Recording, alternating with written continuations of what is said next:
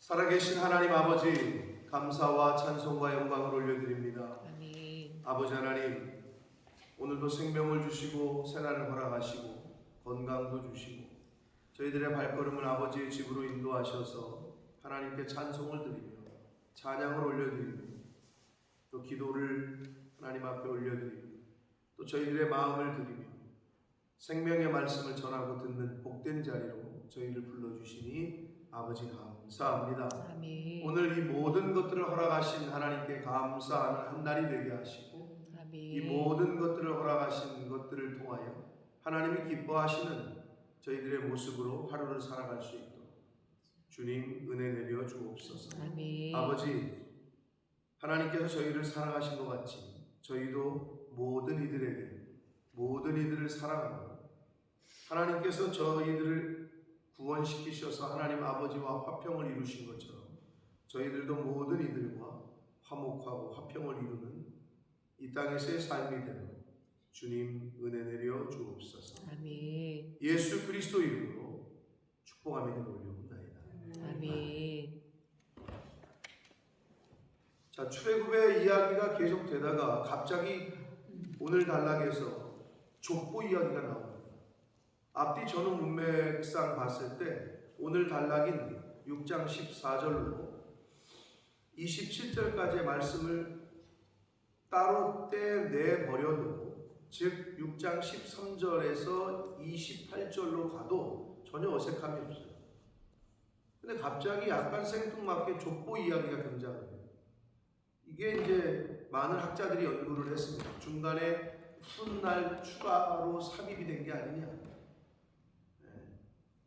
삽입이 됐건 안 됐건 왜 이 부분에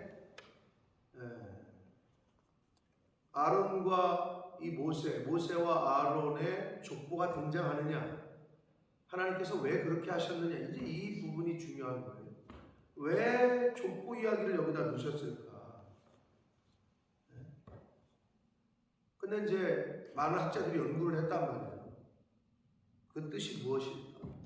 근데 몇 가지 이제 하나님의 뜻을 우리가 알 수 있는 몇 가지의 힌트를 오늘 이제 그 족보 이야기도 주고 있는데, 자, 이스라엘의 족보 이야기를 하려면 12지파 전체를 이야기를 하든지 아니면 아론과 모세가 속해 있던 지파의 족보 이야기만 하든지, 그러면 이해가 된단 말이에요. 전체 족보 이야기를 하든지 아니면 모세와 아론의 출신 배경을 설명하고 싶으면 모세와 아론의 족보 이야기만 하면 될 것 같은데,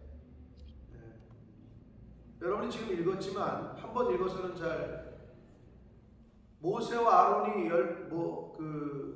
이스라엘의 야곱의 아들들의 12지파 중에 어느 지파에 속해 있어요? 레위 지파예요. 레위가 야곱의 12아들 중에 몇째 아들이에요? 셋째예요. 근데 지금 오늘 족보 이야기 중에서 루벤, 시몬, 레위 이 세 지파 족보 이야기만 하고 있다고. 자, 다시 말씀드려요. 족보 이야기를 하려면 12지파 이야기를 다 하든지 아니면 아론과 모세와 아론의 조상들 레위 지파의 족보만 언급을 하든지 그랬어도 충분히 될 것 같은데, 그럼 왜 1번, 2번, 3번의 족보 이야기를 했겠느냐. 자, 우리나라도 그랬습니다만은 이 이스라엘의 문화에서는 장자는 모든 축복을 차지하는, 모든 복을 그리고 집안을 대표하는 그러한 역할을 했단 말이에요.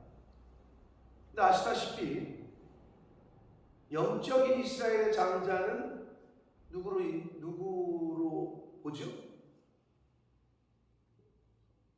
영적인 장자는 유다 지파를 봅니다. 왜? 거기서 예수 그리스도가 오셨습니다. 그럼 육적인 장자는 누구로 봐요? 루벤이 장자인데 못했단 말이에요, 장자의 역할을. 그럼 누가 살렸어, 이스라엘? 요셉 지파죠. 요셉이 살렸어요. 요셉이. 자, 그렇게 보는데, 그러면 장자인 루벤, 그리고 장자가 그 장자 역할을 상실했을 때는 당연히 차남이죠. 시므온. 근데 이거는 장자도 장자의 후손도 아니고 차남의 후손도 아닌 셋째의 후손에서 났단 말이에요. 누가? 모세와 아론이. 그리고 레위의 아들들 중에서도 또 장자가 아닌 둘째의 후손이에요. 지금 그 얘기를 보여주는 거예요. 그럼 왜 이걸 보여주셨겠느냐? 자, 모세와 아론을 하나님이 선택하셨어요. 하나님의 선택이에요. 근데 장자의 장자, 장손도 아니고 셋째의 둘째 아들의 후손이란 말이에요.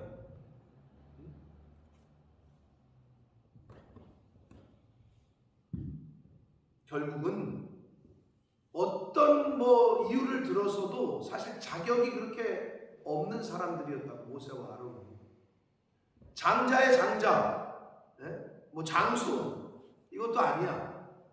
그런데 모세와 아론을 하나님이 택하셨다.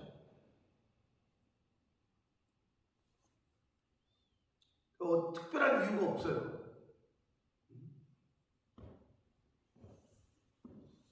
즉 자격이 있어서가 아니었다. 그리고 자격은 둘째치고 능력은 있었어. 그러면 말 주변이 없었다고. 모세는 약간 말 더듬이라고. 저와 여러분을 하나님이 택하신 것은 자격이 있어서도 아니고 능력이 있어서도 아니다. 그거를 몸소 보여주시고 있는 거다. 이 족보 이야기 속에서. 그러니까 이 속에서 드러내고 싶은 거는 모세와 아론은 셋째 아들의, 그것도 야곱의 셋째 아들의, 그것도 레위의 둘째 아들의 후손이다. 내세울 게 아무것도 없고 아무 자격을 할 게 없는 거다. 이거를, 이 족보 이야기를 굳이 여기다가 넣어서 언급을 하시는 거예요. 모세와 아론이 능력이 있어서도 아니고 자격이 있어서도 아니고. 그러면 저와 여러분, 하나님께서 구원을 해주신 거는 자격이 있어서도 아니고 능력이 있어서도 아니고 자격 없는 저와 여러분을 불러서 하나님의 일꾼으로 세우신다. 아멘. 이거 얼마나 감사합니까?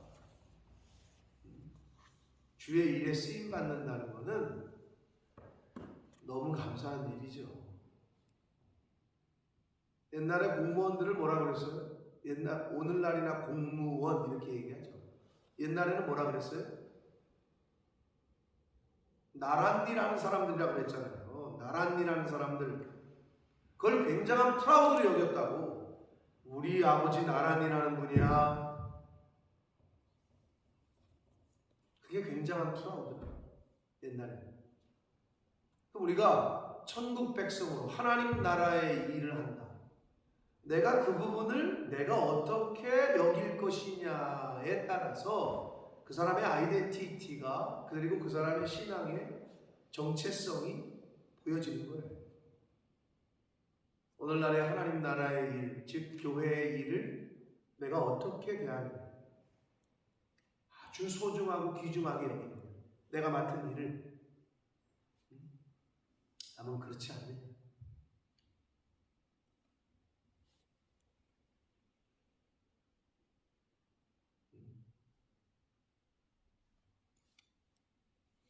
왕궁에서의 첫날보다 주의 성전의 문지기로 한 달을 사는 게 더 좋다. 이런 고백을 했던 그 고백. 이 과연 내 고백에서도 나오느냐.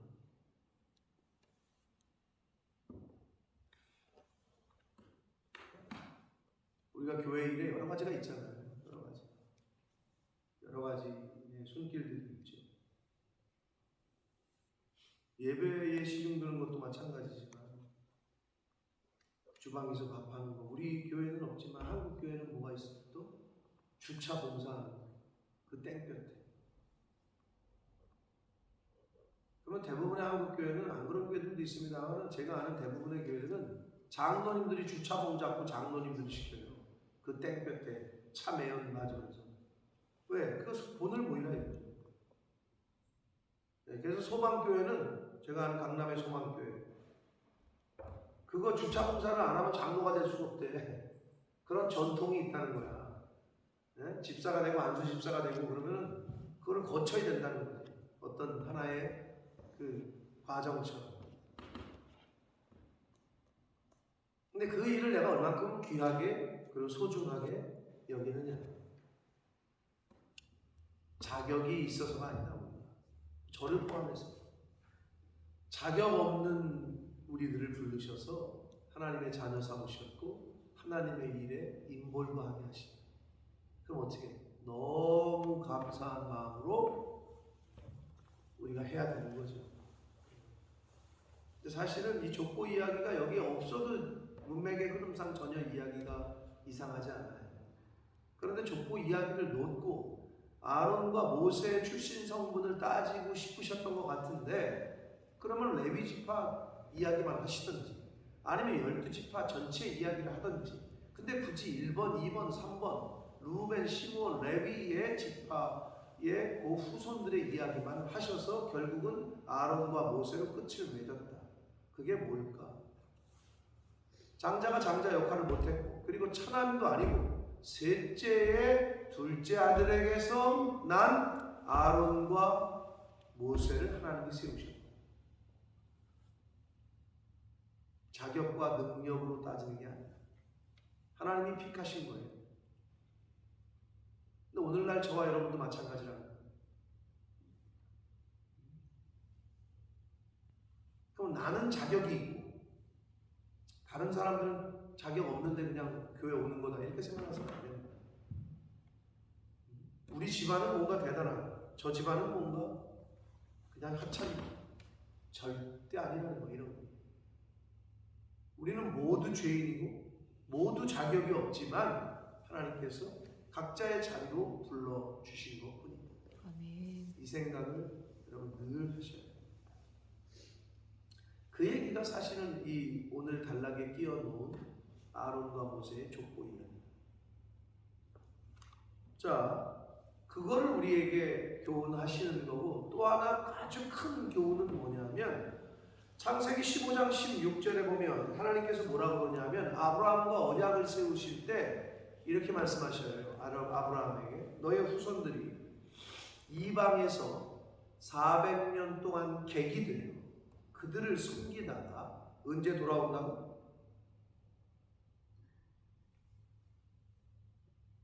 기억이 안 나요? 몇 대 만에 돌아온다고? 4대 만에 돌아올 거다. 그렇게 적혀 있어요. 아브라함과 언약을 할 때. 너의 후손이 이방에서 객이 되어 400년 동안 종살이 하다가 그리고 그들을 숨기다가 4대 만에 돌아올 것이다. 자, 아브라함 그에게 약속하셨던 그 언약의 말씀에서 자, 레위가 누구를 낳았어요? 레위가 여기 오늘 보면은 그러니까 모세와 아론의 고조부죠. 거꾸로 올라가면 모세와 아론의 아버지가 누구예요? 아므람. 그 아버지가 누구예요? 그 이제 족보를 보시면 고핫이에요. 고핫의 아버지가 누구예요? 레위. 자, 레위에서 고핫, 고핫에서 아므람, 아므람에서 모세와 아론이 났다. 4대 만에 이제 돌아오게 되는 거죠. 4대 중에서 후손들 4대째에서 모세와 아론을 택하셨고 그들을 통해서 이제 출애굽을 시작하신. 자, 그거를 하나님께서 하셨던 언약을 그대로 실행하고 계시다는 것을 언급하시기 위해서 족보를 꺼내셔서 족보 이야기를 하시고 계시는 것이죠. 자, 그래서 오늘 단락에서 여러분이 그 부분을 그 두 가지 정도를 우리가 생각을 해야 교훈을 받아야 되고, 그리고 아므람의 아내인 요게벳, 아므람 요게벳에서 아론, 모세, 미리암이 났다. 뭐 요 정도만 이 족보 이야기에서 기억하고 계시다면 충분히 좋을 것 같고요. 그 다음에 또 하나 이제 우리가 이 오늘 단락에서 잊지 말아야 될 건 26절과 27절인데 26절과 27절에서 여러분 특별한 것을 발견한다면은 이제 그런 거를 우리가 묵상하면서 좀 생각을 해야 되는 건데 26절에 보시면 이스라엘 자손을 그들의 분대대로 애굽 땅에서 인도하라 하신 여호와의 명령을 받은 자는 이 아론과 모세이고 27절 애굽 왕 바로에게 이스라엘 자손을 애굽에서 내보내라 말한 사람도 이 모세와 아론이었더라. 뭐 눈에 띄는 게 있어요?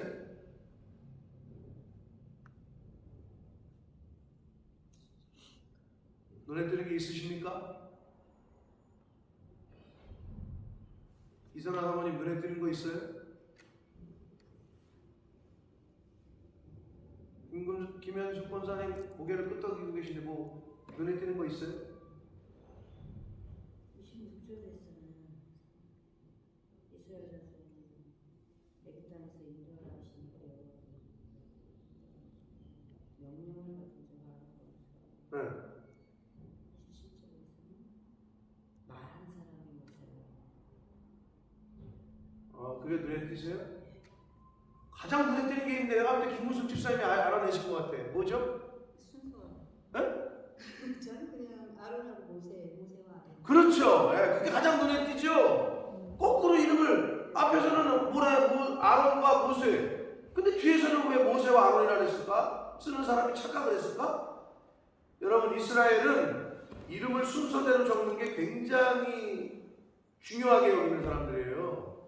나이 순서 또는 계급의 순서 또는 지위 이거를 굉장히 따지는 사람들이라고. 근데 왜 여기서 앞에서는 아론과 모세 근데 갑자기 뒷절엔 한 절 차인데 이걸 쓰는 사람이 그게 헷갈렸을까? 아니겠지. 그럼 의도적으로 바꿔 쓴 거예요. 충분히 그렇게 추측할 수가 있죠. 뭐 한 위에 쓰다가 한 몇 장 넘어가다가 썼으면 뭐 이해가 돼. 헷갈리고. 근데 바로 윗절에서 지가 아론과 모세라고 썼다가 밑에서는 모세와 아론이라고 썼어? 실수라고 보기에는 너무 가깝잖아. 그러면 의도적일 거라고 생각을 했을 때 여러분이 생각할 때 이 의도는 뭘까요? 이게 하나님의 의도였다면 왜 이렇게 이름을 바꿔 썼을까요? 그건 우리도 몰라요. 근데 분명히 바꿔 쓴 게 조금 걸려. 읽다 보면 이걸 그냥 실수일까? 실수는 아닐 것 같아. 하나님의 성경은 영감으로 모든 성령의 감동으로 됐기 때문에. 그러면 왜 굳이 이걸 이렇게 바꿔 쓰셨을까?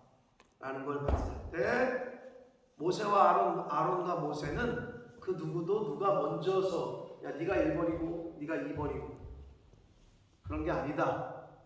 동역자고 합력해서 이끄는 사람이다. 이런 거를 교훈하신 게 아닐까. 모세가 네가 지도자고 나는 그냥 부하고 아니면 아론이 지도자고 내가 부하고 이런 차원이 아니라. 그러므로 성도는 하나님의 백성들은 사실 직책과 직임만 다를 뿐 합력해서 선을 이루고 동일하다라는 교훈을 주신 게 아닐까 라고 우리가 생각을 해보게 됩니다. 다시 말씀드려요. 이름을 거꾸로 쓴 거는 순서를 바꾼 거는 의도가 있다. 그 의도가 뭐겠죠? 여러분 어느 교회를 가보면요, 한국에서 이제 교회를 다녀보신 분은 알겠지만 헌금을 낸 순서도 꼭 담임 목사님, 장로님 이 순서대로 적는 교회들이 있어요. 한국에서 교회 다닐 때 그걸 유심히 안 보신 분들은 모르는데 꼭 그런 교회가 있어요. 그래서 내가 전도사 시절에 이렇게 치다가 오늘 바꾸잖아? 순서를 바꿨잖아? 그러면 그걸 보고 또 찾아와서 지적하는 장로님들이 계셨어. 이 장로님보다 이 장로님이 선임이야. 아니 뭘 그게 중요하다고. 아이고 정말로. 그래서 제가 어떻게 했건 담임 목사님 가나다 순으로 하시죠. 왜냐하면 작업하기에도 소트 한글 작업에 소트 거는 게 있어요. 가나다 순으로 작업 정리하는 거를 덮어 씌우기 해가지고 그걸 딱 클릭하면 가나다 순으로 쭉 나온다. 우리 교회가 지금 그러고 있지. 다친 다음에 가나다 순으로 작업을 하게끔 클릭을 하면은 가나다 순으로 컴퓨터가 정리를 해준다.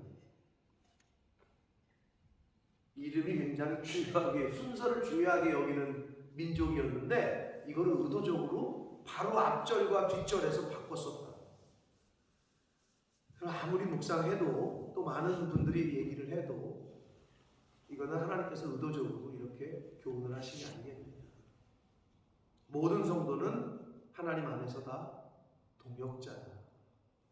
이런 자세를 저와 여러분도 가져야 될 줄 믿습니다. 아멘. 자, 그 다음에 또 하나 이 부분에서 우리에게 주시는 교훈은, 자, 이스라엘이 애굽에서 지금 400년 종살이하던 시대잖아요. 그러면 여기서 질문, 이스라엘에 군대가 있었을까요? 없었을까요? 유정원 집사님 있었을까요? 없었을까요? 400년 동안 종살이하던 민족인데 그들에게 군대가 있었을까요? 당연히 없었겠죠. 무슨 군대를 조직했다가는 큰일 나지. 종살이 하던 애들이 군대를 만들어? 그럼 내가 지배하는 나라 입장에서는 이거 미쳤네 이것들. 나도 이것들이 그냥 덜 맞았네 뭐 이러겠지. 이스라엘은 군대가 없었어요. 근데 왜 여기서 군대라고 부르실까요? 이스라엘 자손을 그들의 군대대로 그냥 이렇게 단위로 이렇게 불렀을까요? 그렇지 않아요.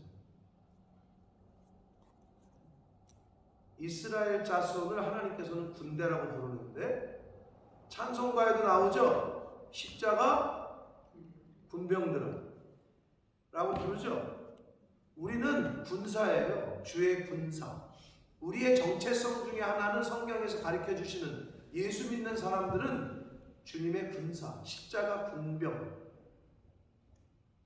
근데 이게 좀 잘못된 것도 있죠. 역사 속에서, 기독교 역사 속에서. 중세시대 때 그게 뭐예요? 십자군, 크리스찬의 아미. 그래가지고 그 이름으로 그냥 학살을 저질렀잖아요. 정복하면서 십자군 전쟁. 그거를 오늘날에 비슷하게 따라하는 게 어디예요? 무슬림들이죠. 성전이다. 거룩한 전쟁이다. 성전이라는 표현을 써요. 거룩한 전쟁. 그들이 하는 전쟁은 거룩한 전쟁이다. 그게 중세시대 때 십자군이다. 오늘날 우리가 군사, 주의 군사라는 아이덴티티는 굉장히 중요한데, 그럼 뭐해? 가서 전쟁을 하는 거야? 전쟁해야죠. 그게 뭐해? 영적 전쟁. 근데 여러분, 다른 사람들과 전쟁을 한다는 게 쉬워요, 어려워요? 어려워요. 영적 전쟁은 불신자들, 예수 그리스도를 모르는, 복음을 듣지 못한 이들에게 우리가 다가가잖아요. 그들과 대화하기 시작하잖아요. 이게 곧 영적 전쟁. 또는 사이비 집단에 빠져있거나 이단에 빠져있는 사람들과, 그럼 그들을 죽게 내버려둬? 복음을 전해야 될 거 아니에요. 근데 여러분, 그 사람들에게 다가가는 것 자체가 얼마나 힘든지 몰라요. 저도 가끔 그 얘기를 해요. 한국교회 가서 설교할 때. 나도 여러분 같은 사람들만 모아놓고 그냥 설교하고 가르치고 싶다. 너무 수월해.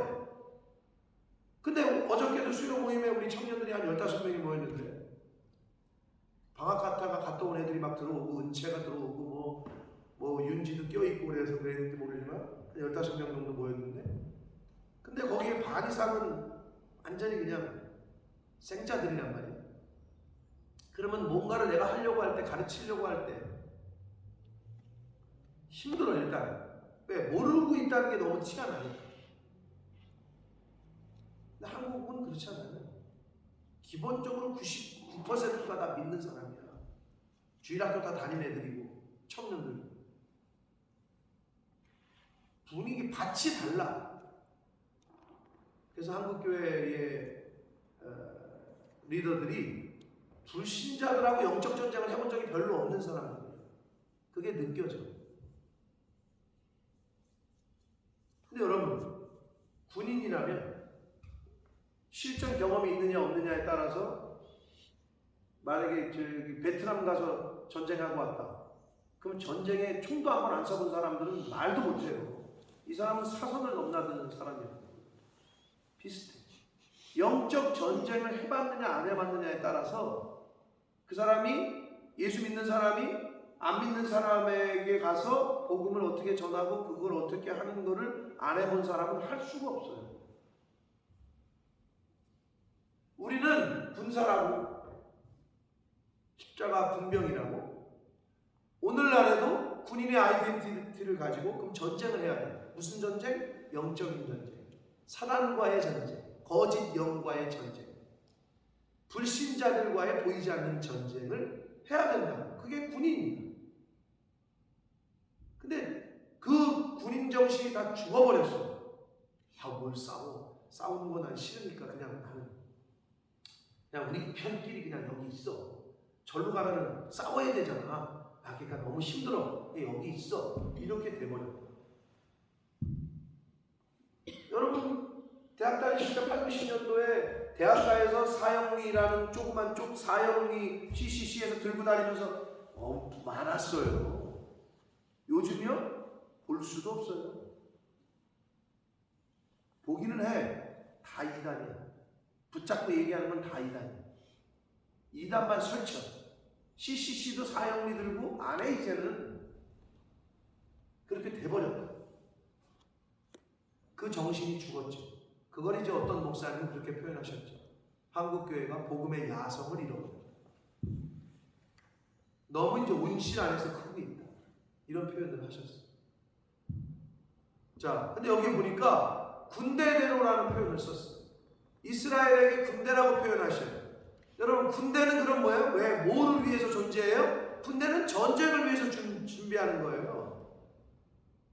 그래서 이제 진짜 실제로 정복전쟁을 하죠. 가나안 땅에 들어가면서 정복전쟁을 해요. 군대야, 군대. 저와 여러분은 군대야. 주님의 군사야. 자, 그러면 군대는 전쟁을 위해서 존재하는 거고 또 하나의 특징. 군대의 가장 큰 특징이 뭐예요? 군대는 상명하복이에요. 즉 군대는 명령에 순종하는 것뿐이 없어요. 어기잖아요. 전쟁 때 만약에 상급자의 지휘관의 명령을 어기잖아요. 전쟁 시에 그럼 어떻게 하죠? 24일? 총살해요. 전쟁 시에는 그냥 재판에 넘기지 않고 그 자리에서 죽여요. 즉 상급자 지휘관의 명령을 거부하잖아요. 전쟁 시에 그때는 총살이에요. 그리고 평상시에는 군사 재판에 넘겨요. 명령을 거부하는. 군인에게 있어서의 군인의 아이덴티티는 상명하복. 이거가 깨지면 그건 군대가 아닌 거예요. 그래서 우리가 주의 군사라면 어떻게? 말씀에 그냥 순종하는 것뿐이 없는 거예요. 그래서 여기서 이스라엘을 군대라고 표현을 하셔요. 하나님의 말씀에 너희는 순종해라. 모세와 아론의 말씀에 순종해라. 이거를 사실 담고 계신 거예요. 아주 중요한 포인트죠. 갑자기 군대대로라는 표현을 쓰셔요.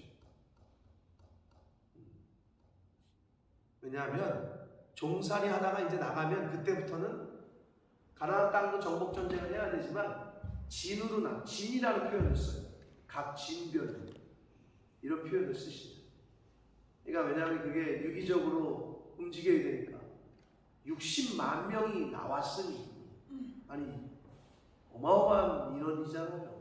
이거를 규모 있게 움직이려면 사실 명령 체계가 조직이 안 돼 있으면 할 수가 없죠. 그러니까 하나님께서 또 어떻게 하셔요? 실제로 군대 조직을 나누시잖아요. 10부장, 100부장 그렇게 조직을 나누신다. 안 그러면 돌아가지 않아요. 그럴 수가 없었죠. 사랑하는 성도 여러분, 저와 여러분은 오늘날의 주의 군사라는 걸 잊지 마시고 군인이라면 뭐 해야 된다? 전쟁을 해야 된다.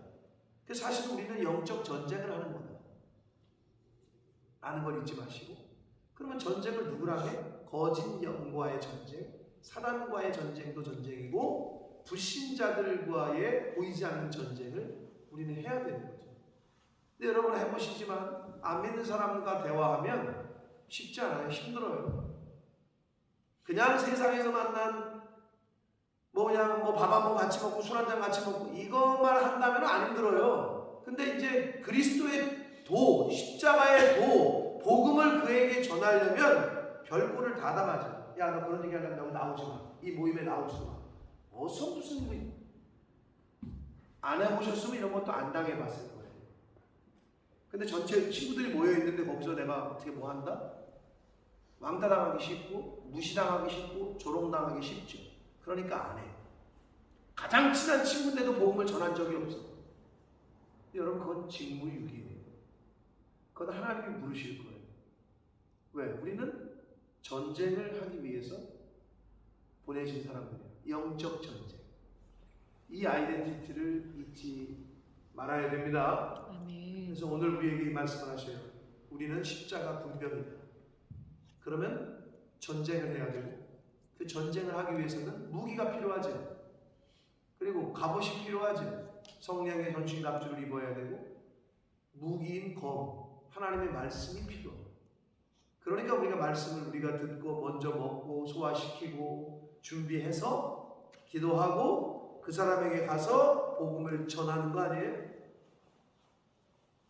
전했더니 웬걸 창피만 당하고 그냥 무시만 당했네. 당하셨으면 잘한 거예요.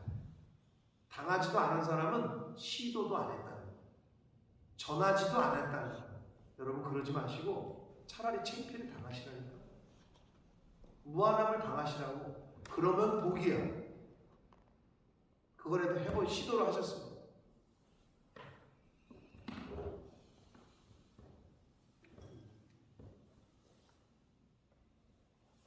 새벽 예배 열심히 나오는 한 친구가 저한테 그러더라고요. 왜 그렇게 흙과 백의 논리를 목사님이 얘기하시니? 그게 무슨 말이냐면 주일 성수는 타협이 안 된다. 그랬더니 예수 믿어도 나는 하나님 믿는데도 주일날 바쁘면 못 나오는 거고 일이 있으면 못 나오는 거지 이런 식으로 얘기를 하더라고요. 그거는 안 된다. 왜 이렇게 흙과 백으로 얘기를 하니? 야, 빛이냐 어둠이냐 하나님이냐 세상이냐 둘 중에 하나밖에 없는 거다. 그래도 자기는 하나님을 믿고 예수님을 믿는 그 누구랑 얘기하면 똑같이 하더라고. 영국 사람들처럼. 나는 크리스찬이래. 근데 교회는 안 가. 그러면서 크리스찬이래. 한국의 많은 크리스찬들이 그렇게 된 겁니다. 그 중에 거치는 게 하나가 뭔지 아세요? 아주 자연스럽게 교회를 떠나게 하는 그게 코로나였고 코로나가 한국 교회의 많은 크리스찬들에게 면죄부를 줬어요. 뭔지 알아요? 교회 안 가도 돼. 집에서 영상으로 예배드려도 돼. 이게 완전히 코로나가 끝났는데도 그럼 뭘 집에 가. 요새 영상으로 다 해주는데. 그럼 한국 교회가 영상 이걸 하지 말아야 되거든? 근데 안 하지 않거든. 이게 하나의 트렌드가 되어버렸어요. 그래서 어떤 교회는요, 실제로 큰 교회거든? 영상 시설이 방송국 수준이니까 구역 중에 해외 교구가 있어. 해외 이민 가거나 자녀 교육 때문에 간 그거를 다 영상으로 관리해. 야, 그건 아니잖아요. 내가 감히 그런 짓은 하지 말아요. 아무리 돈이 많아. 거기 갔으면 거기 교회 섬기게 해야지. 이단이 아닌 이상에. 근데 그거를 방송으로 캐나다 교구, LA 교구 이건 아니지 않아요. 근데 그런 짓을 교회가 합니다. 그러면서 그게 뭐래? 요즘 시대의 신교회의 어떤 트렌드라는 거야. 이거를 준비해야 된다는 거야. 저는 그게 잘 이해가 되질 않아요. 옛날에 이것도 순복음 교회 교인들 보면 또 그럴 텐데, 네? 순복음 교회는 그 여의도에서 쏘는 비디오를 전국에서 그냥 그걸 봤다고. 그건 아니지 않나 라는 생각을 옛날에도 했었어. 근데 이거보다 더한 일이 지금 한국교회에 벌어지고 있어. 몰라. 이 영국교회는 그렇게 미디어가 발달이 됐는지 아닌지 그렇게까지 하는지 모르겠는데, 그래서 여러분 교회를 안 가. 바쁘신 분들은 그냥 영상으로 시청하시고 이걸 면죄부를 주고 있어. 교회에서 그렇게 가이드를 하는 건 아니지 않냐 이거지. 그런 시대가 돼버렸네요. 사랑하는 성도 여러분, 정신 똑바로 안 차리면 우리도 우리 속에 그냥 바쁜데 뭐 그냥 영상으로 예배 드리지 뭐 이러기가 그냥 너무 쉬운 시대가 되어버렸어요. 뭐랑 똑같아요? 아유, 아버지 엄마 뭐 영상으로 보는데 뭐 못 내려가요 바빠서. 우리 자식들이 그럴 줄 몰라요. 영상 시대가 돼버렸잖아. 페이스톡이나 하고 말아요. 아유, 거기까지 언제 내려가. 잘 계시죠? 띵동. 엄마 용돈 보냈어요. 그리고 끊어. 우리 자식들이 그럴 줄 몰라요. 안 찾아와. 뭐 맨날 얼굴 보는데 뭐.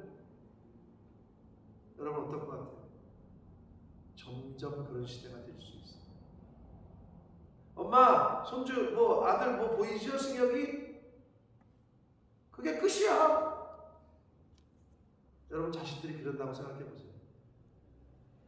하나님 뭐라 그러실까? 사랑하는 성도 여러분, 얼마나 우리가 이 땅에서 더 살게 될지 모르나, 또 얼마나 많은 것들을 우리가 눈에 보게 될지 모르나, 변하지 말아야 될 것 변하지 않고 본질은 우리가 변해서는 안 됩니다.